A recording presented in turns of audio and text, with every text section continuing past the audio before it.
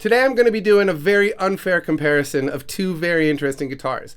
This idea was written to me by somebody in the comments. I can't remember exactly who. I am sorry about that. However, I loved the idea of putting my 1967 Gibson B25 up against my 2015 Loar Brownstone. Two very different guitars, but there is a similarity between them. That being that this, back in the 60s, was a student guitar. This was an inexpensive instrument in the 1960s. If you've ever played a B25, you know what I'm talking about here.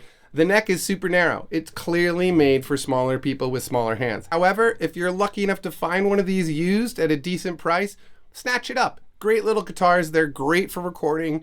Super fun to have around. I do have a full video review of this guitar. There's a link popped up in the corner now if you want to check that one out. And I did make a review for the Loar Brownstone as well.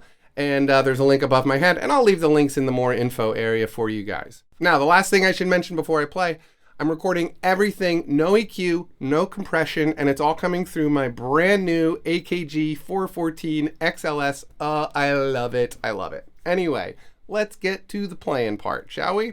So first up, 1967 Gibson B25.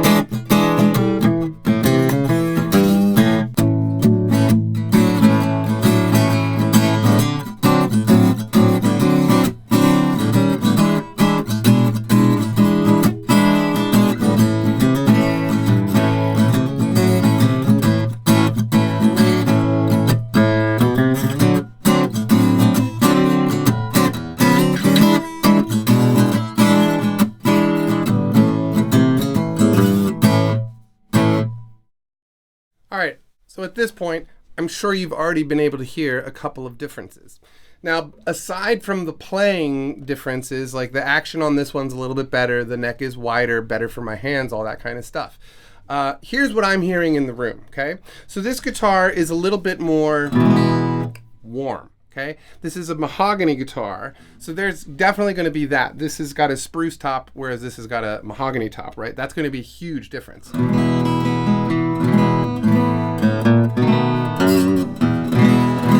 So it's going to be a little bit richer in sound because that's the sound quality of a piece of mahogany. But anyway, so next up, I think you know what's next up, right? The B25. What I hear here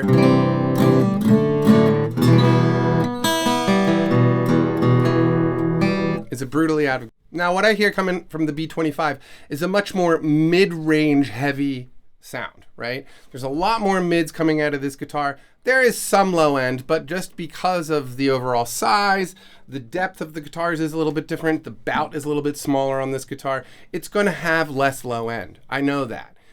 Again, spruce top also going to be a little bit different in tone quality. And again, the spruce top is definitely going to have a tonal difference. But anyway, you know.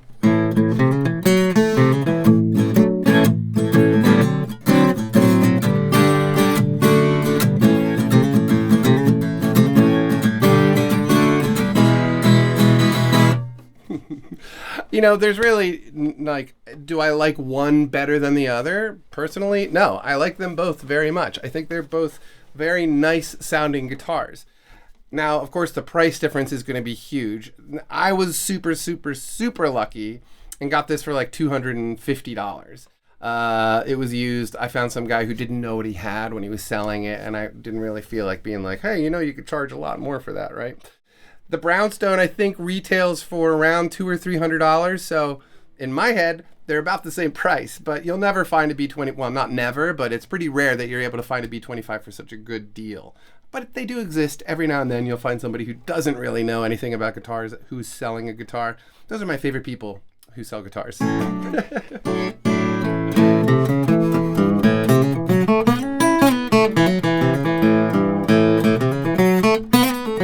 You know what I mean, though? This guitar, it sounds like a vintage guitar, no doubt about it. I mean, it's a vintage guitar, so that's a dead giveaway.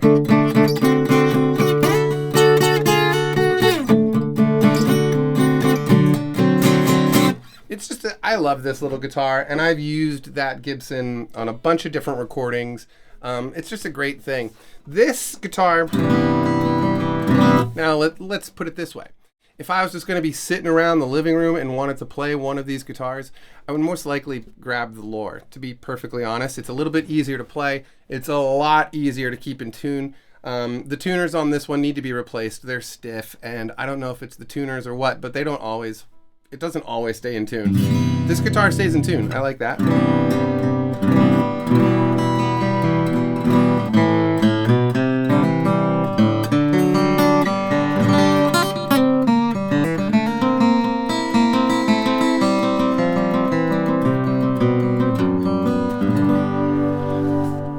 I will also add, I have had this guitar for 4 years. This thing actually had the bridge lifted off of it. They were very kind down at Loar and paid for the repair on it because it was still under warranty when it happened.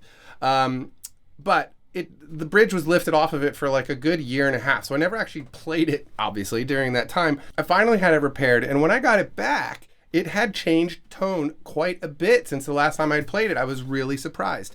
This thing aged really nicely, and I'm curious to see what happens as the years continue between the two of us.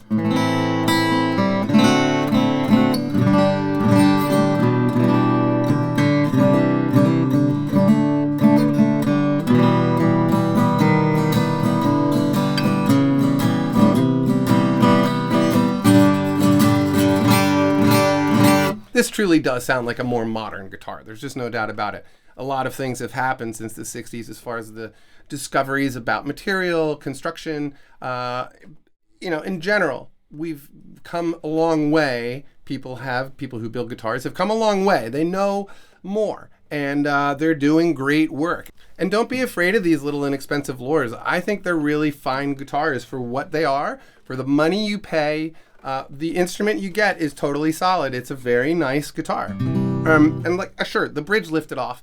But my Martin D28 over there, bridge lifted off of that one too. It happens sometimes. You know, people are like, oh, cheap guitars and the bridge lifts off. No, it's happened to my expensive guitars. Whatever, stuff happens. Sometimes the bridges lift off. Get it repaired. Stop complaining. Just go play guitar, man.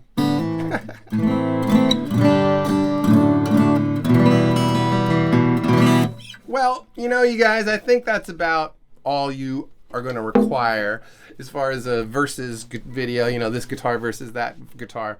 There's no bad choices between the two of them. I just thought this was an interesting thing to sort of put up a modern vintage, like a fake vintage guitar actually up against the real vintage guitar. There's no bad here. They're both cool guitars. They both sound totally fine. This one needs a little bit of help, but it's an old girl. She's an old girl. She might need a little TLC, and I have neglected it a little bit. Needs a new saddle piece. The bridge could be properly put on. This is totally wrong. This is an aftermarket bridge. It should be reversed, like the old Gibsons.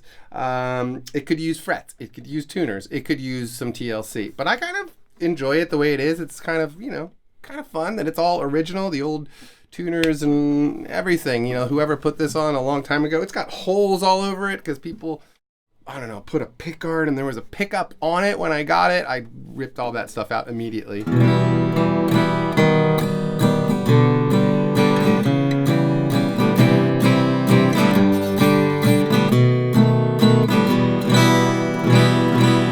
You know what I mean? Like, they both sound cool. So I just wanted to do this because I thought it would be an entertaining video for you guys to watch. So I think that's about it for today. Thank you for watching. As always, I truly appreciate your watching my videos. Is that the right way to say that? Probably not. Let me just say, I really appreciate everybody who watches my videos. I really appreciate the patrons on my Patreon page. I do also want to remind people that I do mix and master songs on GarageBand for you guys. I also play on your songs. So, the cool thing about is that I have all these cool microphones. I have all these cool instruments, stuff you guys might not have. Plus, I'm not a terrible guitar player. So maybe my musicianship can help your song sound better. Don't forget, though, I do that stuff. Check out my website, GarageBand and Beyond. There's a mixing inquiries page there. And I think that's it. Thanks for watching. Peace and love.